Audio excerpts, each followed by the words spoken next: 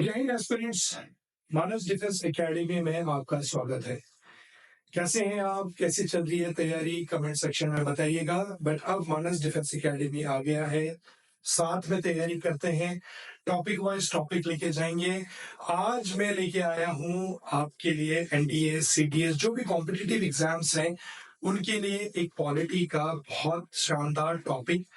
इसमें बच्चे थोड़े बहुत कंफ्यूज भी होते हैं, तो थोड़े से एक्सप्लेनेशन पे जाएंगे। इंडियन पॉलिटी का टॉपिक है आपका इंडियन सिटीजनशिप एक्ट ऑफ 1955। ठीक है, आपकी नागरिकता जो भी कानून है भारत का, उसके बारे में बात करेंगे। अब सबसे पहला सिंपल सा सवाल कि ये एक्ट 1955 क्यों कहलाया। अगर हम बात करें हमारे कॉन्स्टिट्यूशन की, तो वो पास हुआ था 26 जनवरी 1950, जो आने वाला है आपको पता ही है। ठीक है, पर जब हमने पार्लियामेंट में इस बारे में बात की, जब बिल पास हुआ, तब जाके ये 1955 में एक्ट बना और उसके बाद डिसाइड हुआ कि किन किन लोगों को किन किन परिस्थितियों में भारतीय का नागरिकता मिल सकता है, कैसे मिलेगा। साथ ही साथ इसमें टॉपिक एक और ऐड हो जाता है कि कौन लोगों को नहीं मिलेगा या फिर किन की हटा दी जाएगी। तो इसमें बात करेंगे आज दो चीजों में, how to acquire Indian citizen and how to terminate it. ठीक है, एक्वायर में आपके 5 पॉइंटर्स आते हैं और टर्मिनेशन में आपके 3 पॉइंटर्स। हालांकि बेसिक से चलते हैं, आपका सिटीजनशिप आता है टॉपिक आर्टिकल। अगर आर्टिकल की बात करें तो आपका आर्टिकल आ जाता है 5 से 11 के बीच में। अब बच्चे पूछते हैं कि क्या सर हमें हर एक टॉपिक, हर एक आर्टिकल को पढ़ना जरूरी है? ये वैसे तो ऑब्वियसली पढ़ना जरूरी होता है, बट अगर इसका तोड़ निकाला जाए, ट्रिक्स निकाला जाए, तो बहुत सिंपल तरीके से भी इसको समझा जा सकता है। एक एक आर्टिकल को पढ़ना जरूरी नहीं, एक बार आप कंबाइन पढ़ लीजिए, आपको खुद पता चल जाएगा कि प्रोविजंस कैसे डिवाइडेड हैं। और कॉम्पिटिटिव एग्जामिनेशन में जब ऑप्शंस दिया जाता है तो आप खुद समझ जाएंगे, एक अनुमान आप खुद ही लगा लेंगे। कॉम्पिटिटिव एग्जामिनेशन मेहनत नहीं, स्मार्ट वर्क से भी क्लियर होता है। जो अनुमान आंकलन आप लगाते हो उससे भी क्लियर होता है। ठीक है जी, तो सबसे पहले आज एक पॉइंटर्स पे बात करेंगे, how to acquire your Indian citizenship. इसमें कुछ पॉइंटर्स आते हैं, 5 पॉइंटर्स की हमने बात की थी। सबसे पहले पॉइंटर की बात करते हैं। आपका पहला आता है बाई बर्थ। अब सवाल ये है कि बाई बर्थ से जानना काफी है ना। यहाँ पे इंडियन सिटीजनशिप एक्ट 1955 ये याद रखिएगा, और हमारा जो कॉन्स्टिट्यूशन पास हुआ था 26 जनवरी 1950। ठीक है, अब यहाँ बात करते हैं बाई बर्थ। क्या इतना जानना जरूरी है बाई बर्थ? जैसे सबसे पहले इसको समझते हैं कि अगर आप इंडिया में जन्म लेते हैं और आपके जो पेरेंट्स हैं दोनों में से कोई भी एक इंडियन सिटीजनशिप को बिलोंग करते हैं, पर फिर भी अगर हम अभी बात करते हैं उस बारे में बाद में, बाई डिसेंट की बात बाद में करेंगे, सबसे पहले बात करते हैं बाई बर्थ। तो कहते हैं कि अगर आप 26 जनवरी 1950 या इसके बाद पैदा हुए हैं, तो बाई बर्थ आप इंडियन सिटीजन हो जाते हैं। ऑन और after 26 January 1950 by birth you become the citizen of India. But यहाँ पे दो कंडीशन है, दो कंडीशन। एक, एक्सेप्शनल केसेस, अगर फॉरेन डिप्लोमेट्स या फिर अगर फॉरेन एम्बेसडर्स के बच्चे पैदा हो जाते हैं यहाँ पे, हालांकि वो यहाँ के तो सिटीजन है नहीं, तो उनके लिए क्या किया जाए, तो उनके लिए डेफिनेटली गवर्नमेंट के हिसाब से बात बैठाई जाएगी। उसके बाद उसमें कंडीशंस होगी कि अगर वो बच्चा चाहता है Indian citizenship, then we have to talk about it. Second conditions आपकी आ जाती है एनिमी कंट्री की। अगर अब इसमें 3 कंडीशंस ले लेते हैं। ऑन एंड आफ्टर की बात अगर हमने किया, तो फॉर एग्जांपल आपकी कोई टेरिटरी है, ठीक है, वहां पे जो बच्चे पैदा हुए हैं बट वो एनिमी अक्वायर्ड है, लेटर ऑन वो इंडिया पे जुड़ जाता है, या फिर अभी इंडिया का पार्ट है, लेटर ऑन वो एनिमी में चले जाता है, तो कमेंट सेक्शन में बताइएगा इस 3 कंडीशंस पे। लेकिन अगर हम अभी बात कर रहे हैं कि अगर एनिमी टेरिटरी में उस समय उस दौरान कोई टेरिटरी एनिमी के पास था, तो उस समय अगर वो बच्चा पैदा होता है, तो will have to take the consideration कि whether he will become the citizenship of India और नो। बाकी if India acquired it back और if India lose it completely, तो आप बताइए कमेंट सेक्शन में कि क्या कंडीशंस उसमें लगेंगी। बट बस 2 मिनट रुक जाइए, will talk about it. Second conditions, how to acquire. दूसरा कंडीशन देखते हैं, बाय डिसेंट। डिसेंट मतलब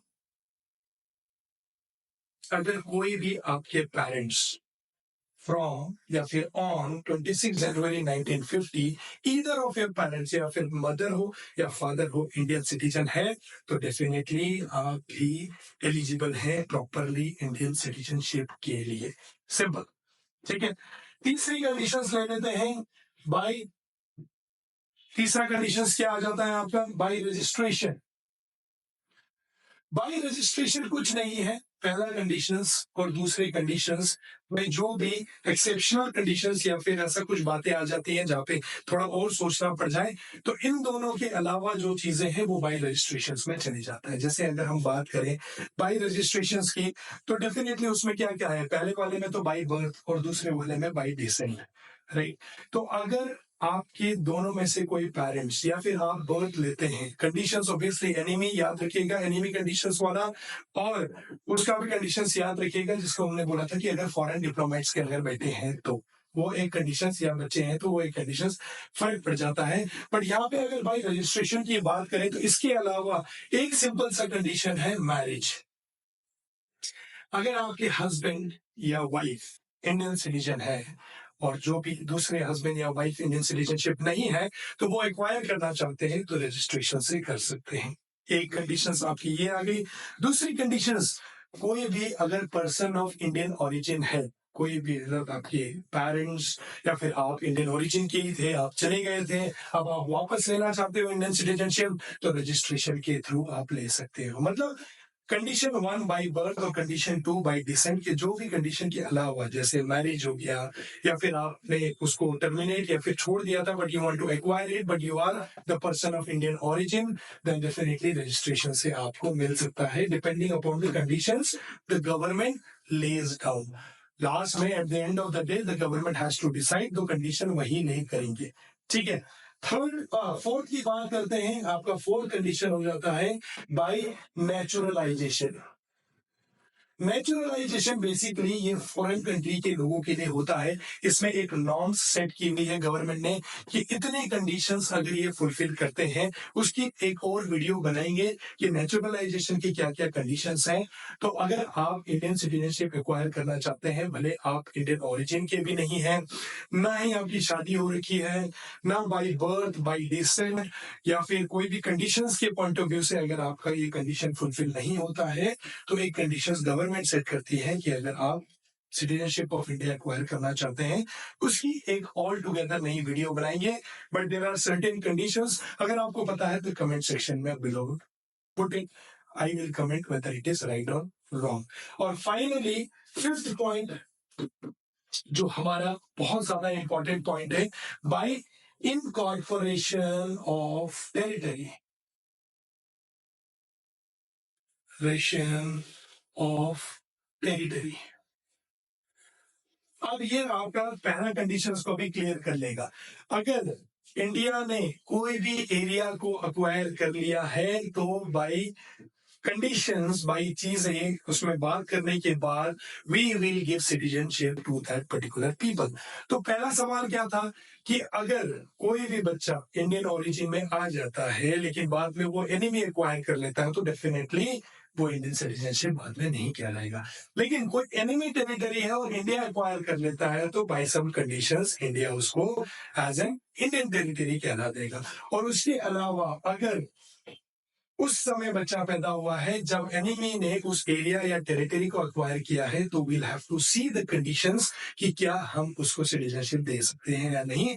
बट फिफ्थ का ऑप्शन ये है कि कोई भी टेरिटरी पीसफुली या फिर वॉर से हम इनकॉर्पोरेट करते हैं, तो डेफिनेटली वहां के सारे बाशिंदे, वहां के सारे बंदे इंडिया की नागरिकता के लिए एलिजिबल फुल्ली होते हैं। बट जो भी condition laid down by the government, ये लास्ट में ये पॉइंट क्वालिटी या कॉन्स्टिट्यूशन में आता जरूर है, क्योंकि एक कंडीशन हमको देखनी बहुत ज्यादा जरूरी होती है। ठीक है। तो आज के लिए, अभी के लिए ये वीडियो इतना ही रखेंगे। How to acquire the citizenship.